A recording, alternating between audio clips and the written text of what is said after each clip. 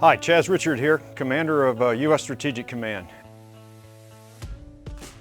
And I wanted to thank Brian and the whole team here at Kessel Run for giving me an opportunity to come in and learn and understand about what you do here. And I walk away realizing this is a lot more than a software factory, which was kind of what I was expecting to see. And I'll tell you, not only was I impressed with what you do here, I really feel like I got a glimpse of the future.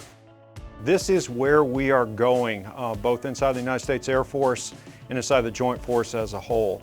So this goes beyond simply writing good applications. This is how we are going to get better at moving information, how to make better decisions faster than the adversary can, and that is the key to how we're going to win in competition and in battle going into the future. So I couldn't be more impressed, learned a lot, and y'all are to the point I would say just send ammo, right? Whatever you guys need, we will go figure out how to get you, because this is how we're going to win in the future. As we say in the Navy, all ahead flank.